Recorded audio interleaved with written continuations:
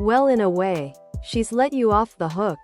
Anytime she tries to interfere with your parenting or demand access or push her opinions on you, you can just bat any nonsense right back with, "Halloween buckle up Buttercup, you just flipped my which cat shirt.